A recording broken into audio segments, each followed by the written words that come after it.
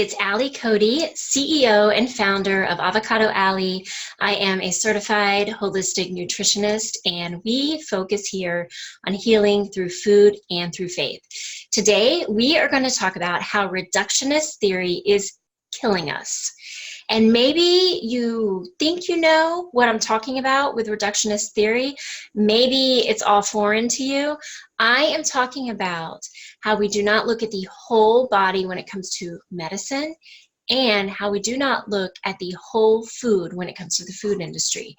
Before we get started, a little reminder, don't forget to subscribe below and click the bell. That way you will be the first to know the next time a new video drops in every Friday. All right, let's get to it. I'm going to share my screen and share my PowerPoint presentation. All right, how reductionist theory is killing Americans. So we see it with medication, we see it with food. Let's talk more about that. Entwined in the history and the business model for the medical industry is a real harmful philosophy in the Western world that involves treating a single symptom without concern for the whole body. And you heard me right. We're treating symptoms. We're not even focused on the root cause of an illness.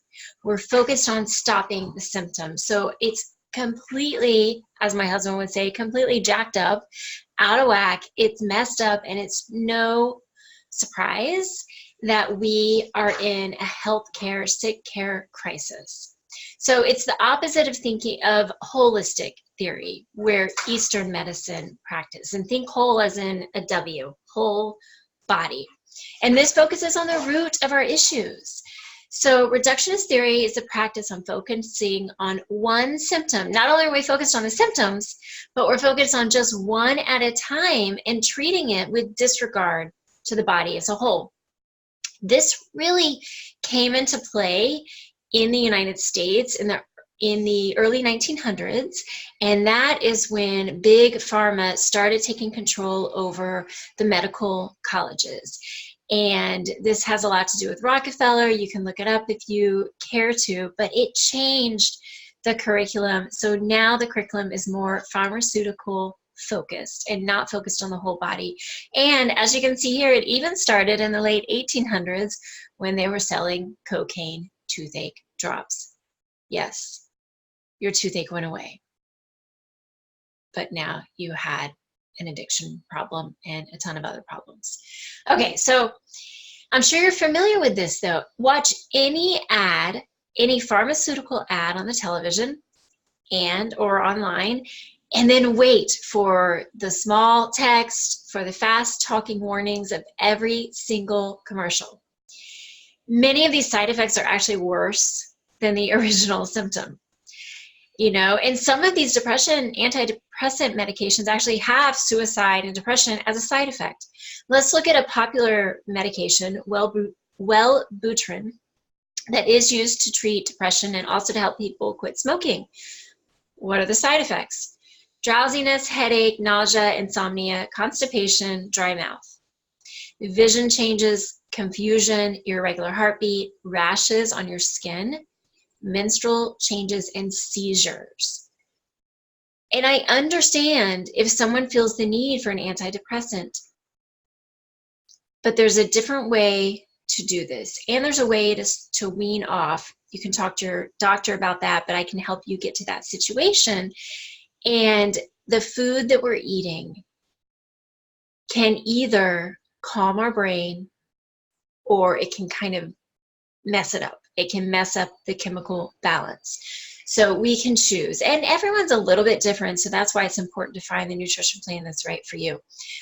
But when we put anything into our mouth, we are putting chemicals, some sort of chemical, whether it's a natural nutrient or a man-made chemical, but everything we put into our body is responding to. So we can change this from getting to the root cause of the issue.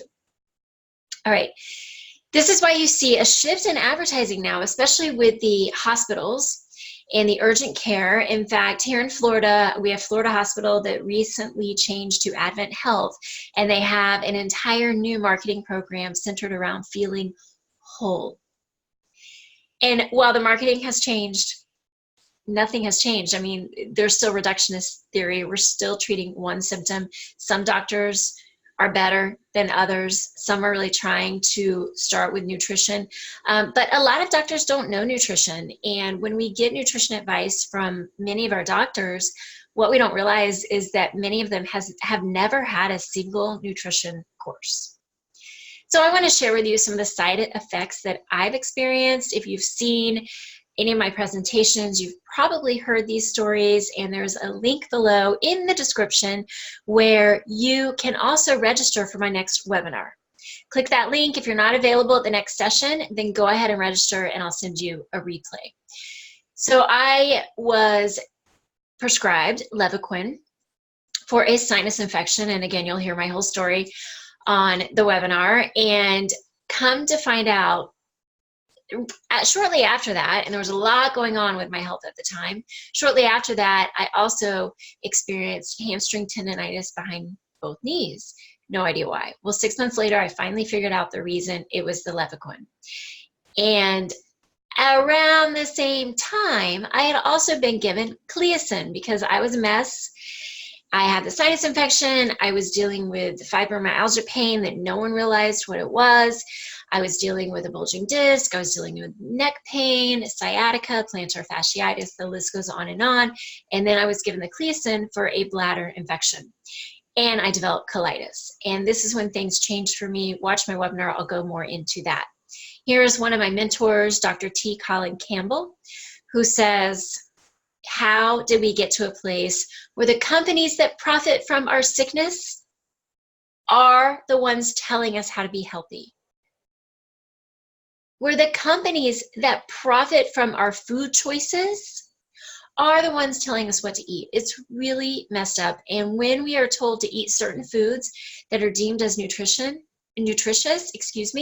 many times they are not. Please work with a nutritionist on a personal level. And Dr. Colin Campbell, you may not know his name, but you probably know about the China study. Another book I recommend is his book called Whole. Great stuff, easy to read. And it's not just the medical industry. The food industry uses the same reductionist philosophy.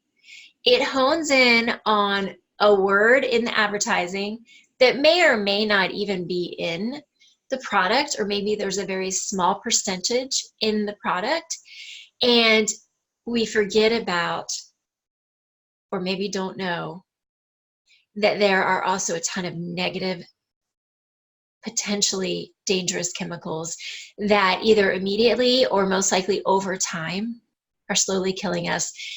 It's a vicious cycle because then we have a symptom and then we go to the doctor and then we get medicine and we just never get off the hamster wheel. Get off the hamster wheel. I'm here to help you. Okay, so they're able to fool us with their marketing. Many times they focus on that one positive nutrient, ignoring the fact that there are toxins in there. Toxins that feed disease cells. You may or may not realize this. We all have disease cells. Every single one of us. We can make a choice. Do we feed them or do we not feed them? Let's talk about the dairy industry. Milk focuses on protein and calcium, never mentioning that it contains what has been identified by the World Health Organization as a probable carcinogen. That's as high as they go. Casein protein is a probable carcinogen. And they also contain high levels of estrogen, the bad kind. There is a good kind, which can cause many issues in men and in women. And in men, it can cause, highly significantly contribute to, prostate cancer. You know, when I advise men, I normally work with women, but when I do advise men and they are worried about something like prostate cancer that may be hereditary, this is what I tell them. And there's many examples of this. It's not that you are going to get prostate cancer, but you have the same reaction to a certain food, in this case dairy, that your ancestors did. So we need to change what we're eating. Here's another one. Nutella can really touts the fact that it contains hazelnut. Hazelnut's good, right? Let's look at that ingredient list. Ingredient lists are always done in descending order. Sugar, palm oil, hazelnuts, cocoa, skim milk. So we know that sugar is the main item. We can see there's 21 grams of sugar. Way too much. Same with many new plant-based products on the market. Just because it says plant-based does not mean it's healthy. Here's Oprah's cauliflower pizza. Only 1/3 of the crust is made from cauliflower. They do use part skim mozzarella to cut down on the fat, but it still contains cholesterol and it still contains saturated fat. It does contain no artificial ingredients. That's good. And what about those benefits of cauliflower, like cancer-fighting antioxidants, the phytonutrients, the fiber, the vitamin C, all great stuff? Well, not so great when you consider that each serving of, oh, that's good, frozen pizza contains less than 1 serving of cauliflower. So it's not going to make a difference nutritionally.